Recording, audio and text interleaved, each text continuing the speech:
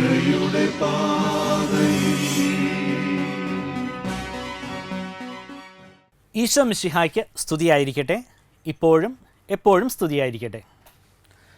പ്രിയ കുട്ടികളെ, നമുക്ക് ഒരു പ്രാർത്ഥനയോടുകൂടി ഇന്നത്തെ ക്ലാസ്സുകൾ ആരംഭിക്കാം.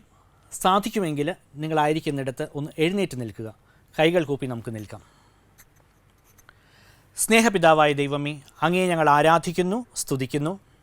രക്ഷകനായ മിശിഹായെ കാത്തിരുന്ന ഇസ്രായേൽ ജനത്തെ പോലെ അങ്ങയെ ഹൃദയത്തിൽ സ്വീകരിക്കുവാൻ ഞങ്ങളെ ഒരുക്കണമേ.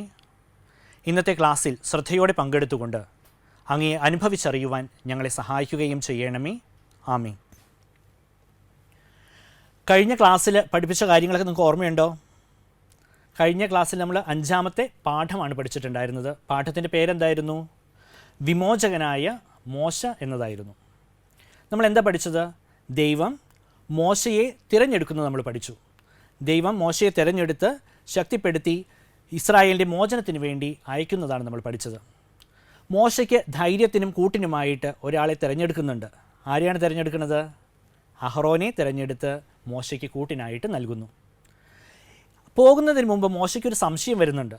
മോശ കർത്താവിനോട് ചോദിക്കുന്നു, നീ തിരഞ്ഞെടുത്ത് അയക്കപ്പെട്ടവനാണ് എന്ന് ഇസ്രായേൽ ജനത്തിൻ്റെ അടുത്ത് പറഞ്ഞാൽ അവർ വിശ്വസിക്കുമോ?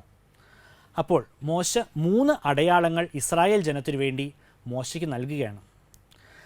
ദൈവം നൽകുന്ന 3 അടയാളങ്ങൾ ഇപ്രകാരമാണ്. ഒന്നാമത്തേത്, മോശയോട് പറഞ്ഞു, നിൻ്റെ വടി നിലത്തിടുക.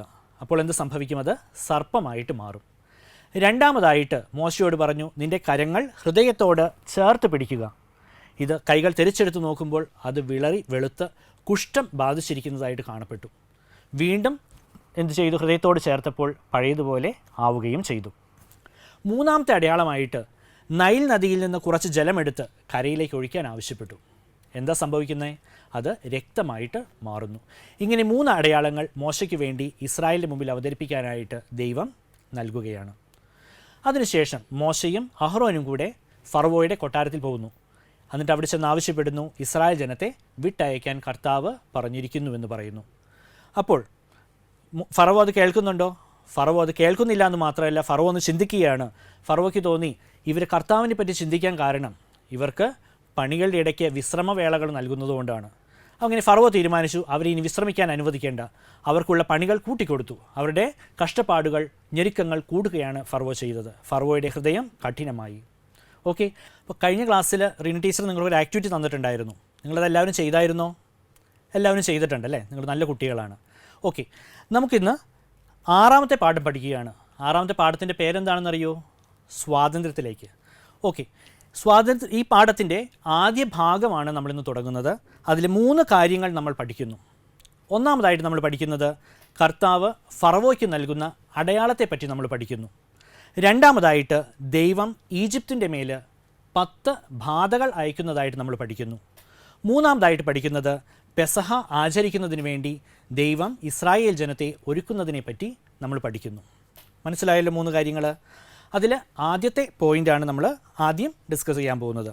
ആദ്യമായിട്ട് കർത്താവ് ഫറവോയ്ക്ക് നൽകുന്ന അടയാളം. മോശയും അഹ്റോനും കൂടെ ഫറവോയുടെ കൊട്ടാരത്തിലേക്ക് പോകുന്നു. അപ്പോൾ ആദ്യം ചെന്നിട്ട് എന്താ സംഭവിച്ചത്? അവർ പറയുന്നത് കേൾക്കുന്നില്ല. അങ്ങനെ വന്നു കഴിഞ്ഞപ്പോഴത്തേക്കും ഫറവോയുടെ പക്കൽ തിരിച്ചു വന്ന മോശ കർത്താവിൻ്റെ അടുക്കൽ സങ്കടം ബോധിപ്പിക്കുകയാണ്.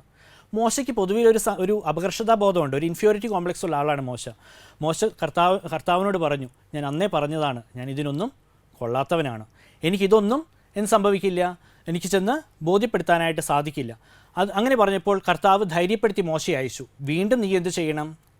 ഫറവോയുടെ കൊട്ടാരത്തിലേക്ക് പോവുക, ഞാൻ കൽപ്പിക്കുന്നത് പോലെ ചെയ്യുക. മോശയും അഹ്റോനും കൂടെ വീണ്ടും ഫറവോയുടെ കൊട്ടാരത്തിലേക്ക് ചെല്ലുന്നു. വീണ്ടും ദൈവം ആവശ്യപ്പെട്ടതുപോലെ ഇസ്രായേൽ ജനത്തെ വിട്ടയക്കുവാനായിട്ട് മോശ ഫറവോയോട് ഉണർത്തിക്കുന്നു. എന്ത് സംഭവിക്കുന്നു എന്നറിയോ? ഫറവോ കർത്താവിനെ വിശ്വസിക്കുന്നതിന് വേണ്ടിയിട്ട് ഒരു അടയാളം മോശയോട് ആവശ്യപ്പെടുകയാണ്. ദൈവം കൽപ്പിക്കുന്നതനുസരിച്ച് മോശയുടെ വടിയെടുത്ത് ഫറവോയ്ക്ക് മുന്നിലേക്ക് ഇട്ടുകൊടുക്കുന്നു. എന്ത് സംഭവിച്ചെന്നറിയോ? മോശയുടെ വടി ഒരു സർപ്പമായിട്ട് മാറുകയാണ്. ഇത് കണ്ടപ്പോൾ ഫറവോയ്ക്ക് പ്രത്യേകിച്ചൊന്നും തോന്നിയില്ല. ഫറവോ എന്ത് ചെയ്തു? തൻ്റെ കൊട്ടാരത്തിൽ കുറച്ച് മജീഷ്യൻസ്, മാന്ത്രികരുണ്ട്, അവരോടൊക്കെ വരാൻ പറഞ്ഞു. അവരിത് കാണിച്ചു കൊടുത്തു. ഇതിനുള്ള മറുപടി കൊടുക്കാനായിട്ട് ഫറവോ മാന്ത്രികരോട് ആവശ്യപ്പെടുകയാണ്. അവരെന്ത് ചെയ്തു? തങ്ങളുടെ കൈകളിലുള്ള വടികളൊക്കെ എടുത്ത് അവർക്ക് മുന്നിലേക്ക് ഇട്ടുകൊടുത്തു. അപ്പോൾ എന്ത് സംഭവിച്ചു? ആ വടികളും പാമ്പുകളായിട്ട്, സർപ്പങ്ങളായിട്ട് മാറുകയാണ്. എന്നാൽ ഒരു അത്ഭുതം നടന്നു. എന്താ നടന്നതെന്നറിയോ? മോശയുടെ സർപ്പമായ വടി ഫറവോയുടെ വടികളെ വിഴുങ്ങിക്കളഞ്ഞു. മനസ്സിലായോ? ഇത് കണ്ടപ്പോൾ അക്ഷരാർത്ഥത്തിൽ ഫറവോയും കൂട്ടരും ഒന്ന് ഞെട്ടി. അപ്പോൾ എന്ത് സംഭവിച്ചു? ഇങ്ങനൊരു അടയാളം ദൈവം ഫറവോയ്ക്ക് നൽകുകയാണ്. ഒന്ന് നോക്കിക്കേ, നമ്മുടെ ജീവിതത്തിൽ മോശയ്ക്കുണ്ടായ ഈ അനുഭവമൊക്കെ നമുക്ക് ഉണ്ടാവാറുണ്ട് അല്ലേ? മോശ ചിന്തിക്കുന്നത് പോലെ സങ്കടവും ദുഃഖമൊക്കെ നമുക്ക് ചിലപ്പോൾ നമ്മുടെ കാര്യങ്ങൾ നടക്കാതെ വരുമ്പോൾ ഉണ്ടാകും. ചിലപ്പോൾ നമുക്ക് തോന്നും നമ്മൾ ഒന്നിനും കൊള്ളില്ല, പഠിക്കാൻ പറ്റുന്നില്ല, അത് നിറമില്ല, അങ്ങനെ കുറേ അപകർഷതാബോധം നമുക്കും ഉണ്ടാവും. എന്ത് ചെയ്യാൻ നമുക്ക് സാധിക്കും? മോശ ചെയ്തതുപോലെ കർത്താവിൽ ആശ്രയിക്കാനും കർത്താവിൽ അഭയം പ്രാപിക്കാനും നമുക്ക് കഴിയണം. അപ്പോൾ ദൈവം നമുക്കുള്ളൊരു മാർഗം തെളിയിച്ചു തരും. മനസ്സിലായല്ലോ? അപ്പോൾ ആദ്യത്തെ പോയിന്റ് നിങ്ങൾക്ക് ക്ലിയർ അല്ലേ?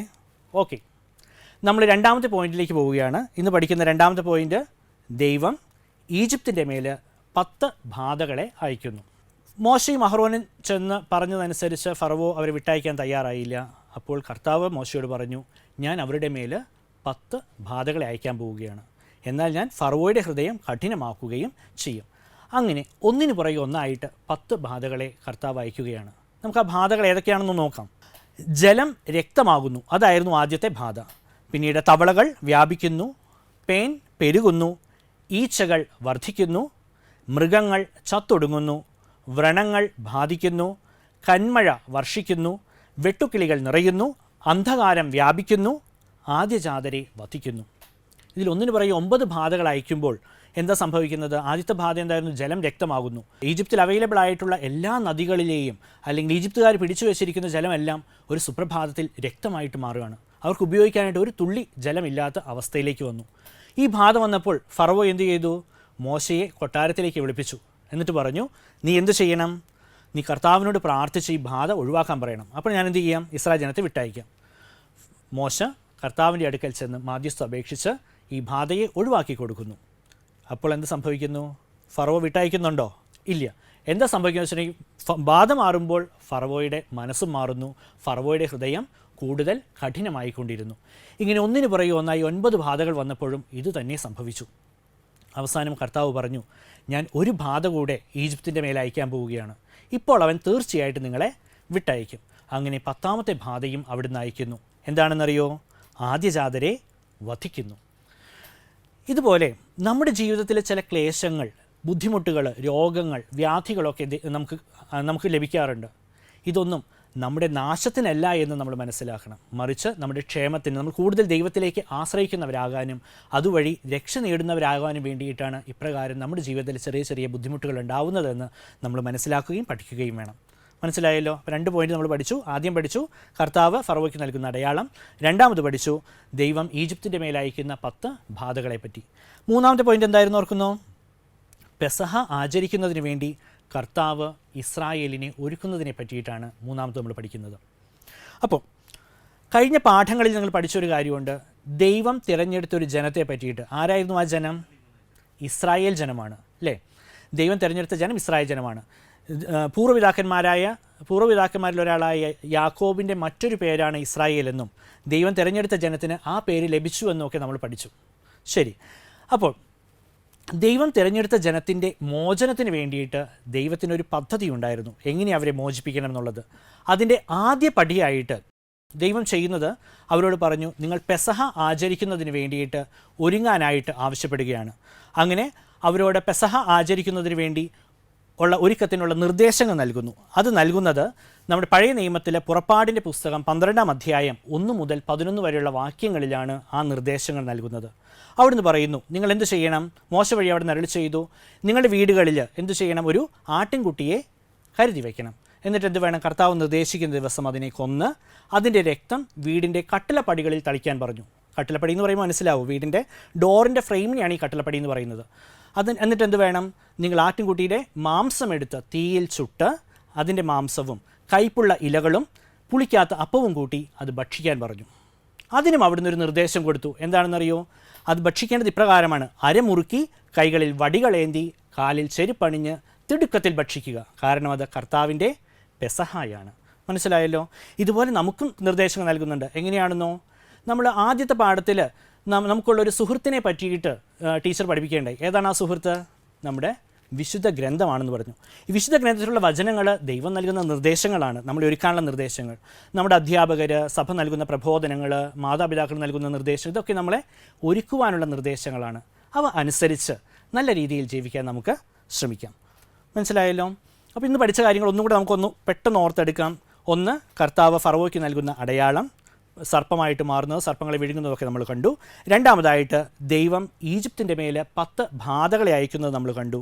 മൂന്നാമതായിട്ട് പെസഹ ആചരിക്കുന്നതിനായി കർത്താവ് ഇസ്രായേലിനെ ഒരുക്കുന്നതും നമ്മൾ കണ്ടു. എല്ലാം ക്ലിയർ ആണല്ലോ അല്ലേ? ഓക്കെ, നമുക്ക് ഇന്നൊരു വചനം പഠിക്കണം.